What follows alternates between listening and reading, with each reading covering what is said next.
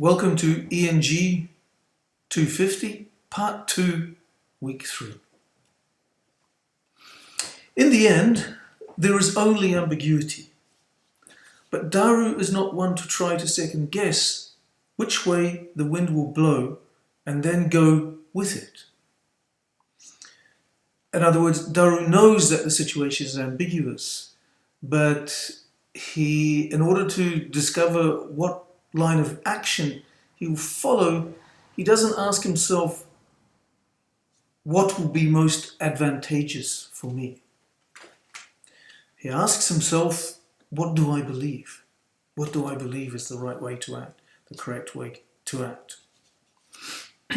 And if we want to characterize his way of acting, I suppose we can say that it's humanistic. He adopts a humanistic approach. In other words, he asks himself, what is the human good in this situation?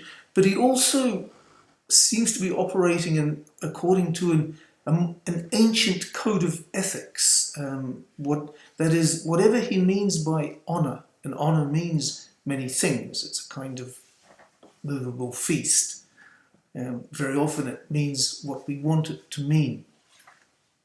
But in the case of Daru, he seems to be referring back to some notion of human solidarity, rather, for example, than a more modern code of morality, a more modern metropolitan, urban, European code of morality.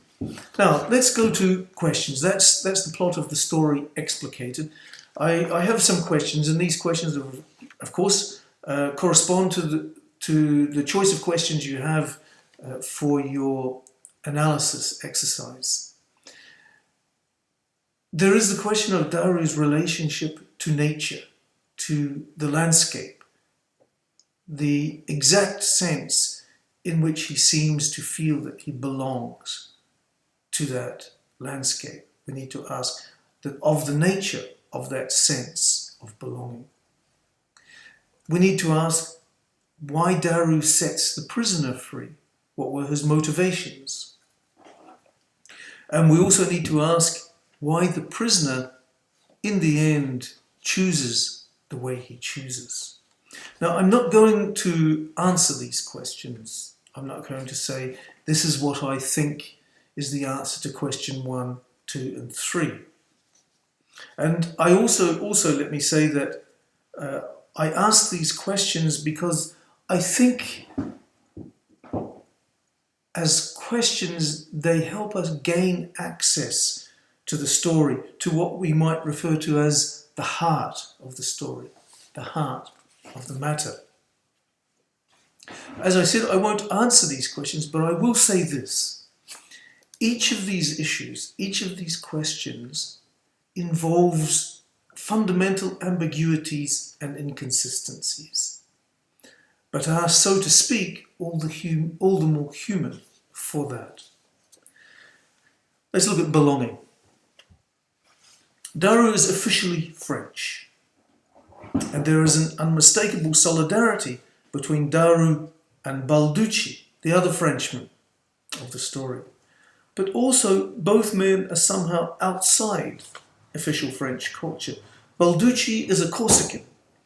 Corsica, you may remember from last week's story, The Vendetta, is an island off the coast of southern France and western Italy.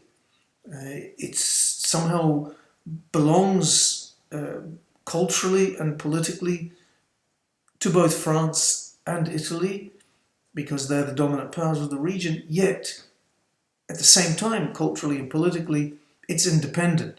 So Corsica in itself is a land of ambiguity. Its status is ambiguous. And Balducci is not a high official. He's not a judge. He's a servant of the empire. He's a policeman, a gendarme. At the same time, he's intensely proud and operates clearly under a code of ethics that involves honour, respect, dignity, and so forth. Daru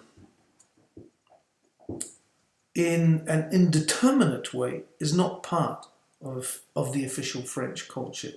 The writer doesn't give Daru a particular ethnic identity in order to demonstrate his outsideness. Daru, for example, does not share the fears of the world. He does not share the same fears that the other French fear. And what I mean by that, he does not fear what they call in such situations the natives. Nor does he accept, it seems, that racial or national solidarity is as fundamental a code as other indeterminate codes, that of some kind of brotherhood, upon which his ethics seem to be based. And just to give an example of what we might mean by this brotherhood, in spending the night in the same room as the prisoner, Daru speaks of the solidarity forged between soldiers and prisoners when brought together under threatening circumstances. He doesn't specify the nature of that solidarity, simply indicates that it is a solidarity, even if it may be a passing solidarity.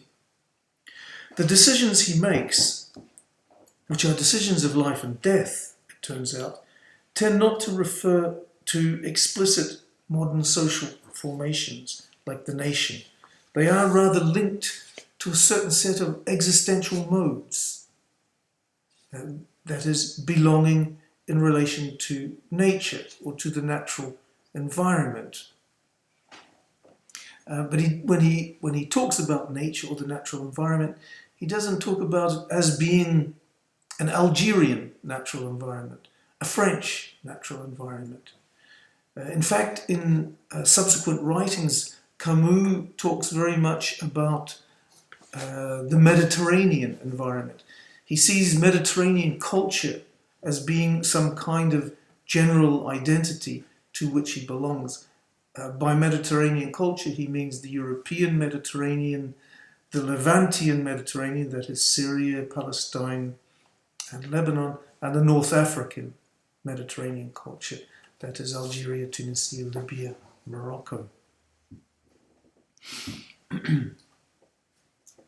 Now, let's take it even further, continuing to talk about the natural environment. It is to the rocks, the sun, the sky that Daru relates in a primary way.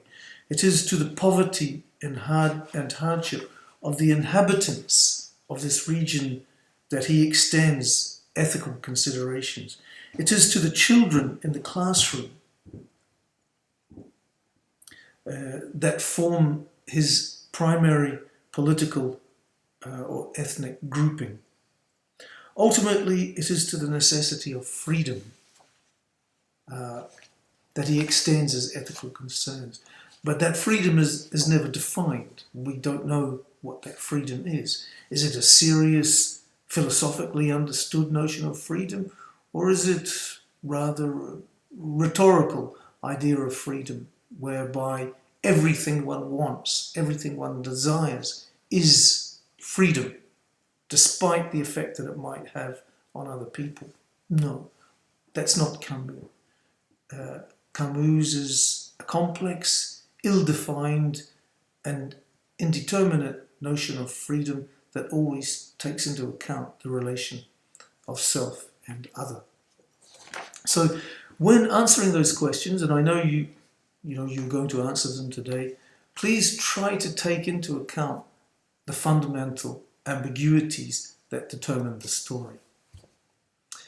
I wish you good luck in writing about Camus and his story. I have to confess that I'm particularly fond of the work of Albert Camus. I admire the life he led, with all its flaws. Enjoy. Thank you.